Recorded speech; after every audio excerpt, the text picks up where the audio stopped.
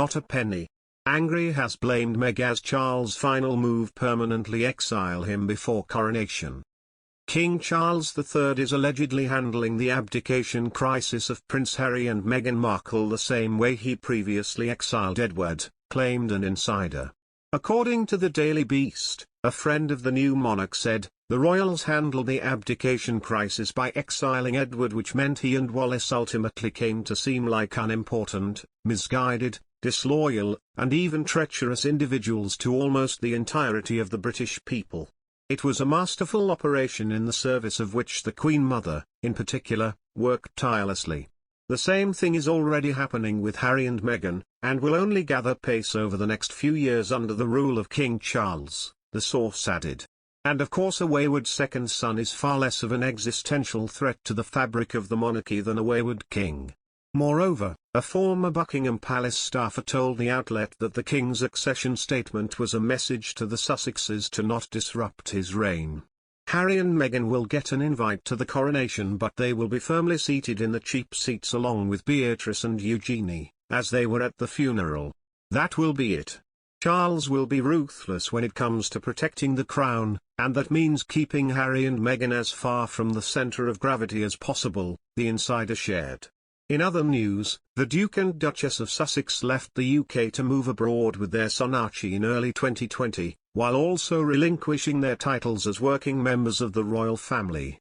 Meghan Markle and Prince Harry tried to instigate Megxit in an email to King Charles III, but the reply they received went down incredibly badly, a royal correspondent has claimed.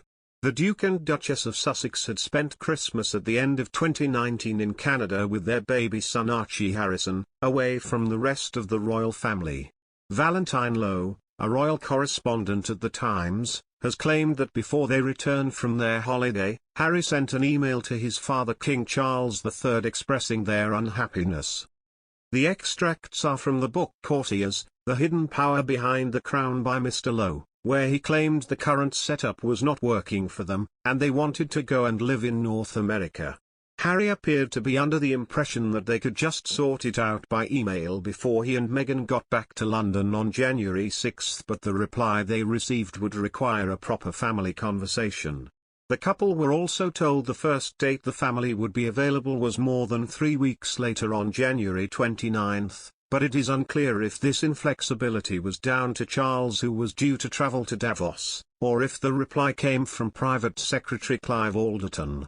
Regardless, from the point of view of the Duke and Duchess of Sussex, this went down incredibly badly and fed into the narrative that they were not being taken seriously by the palace machinery, or by the rest of the family.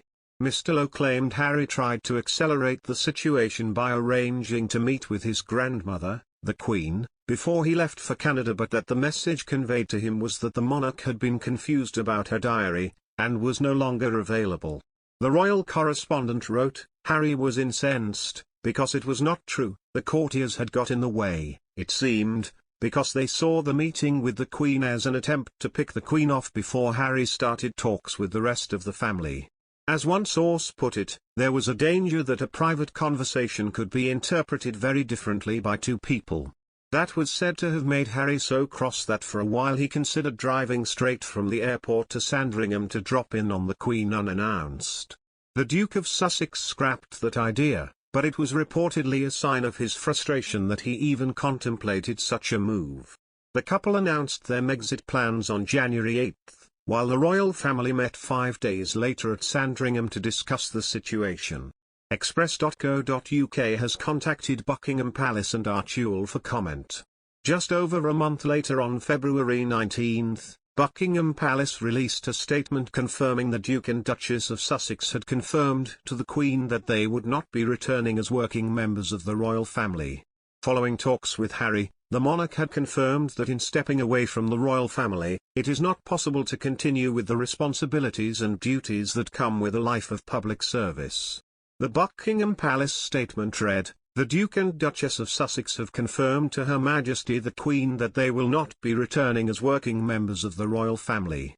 Following conversations with the Duke, the Queen has written confirming that in stepping away from the work of the royal family it is not possible to continue with the responsibilities and duties that come with a life of public service.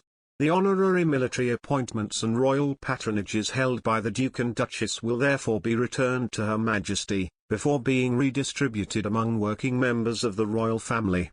While all are saddened by their decision, the Duke and Duchess remain much loved members of the family.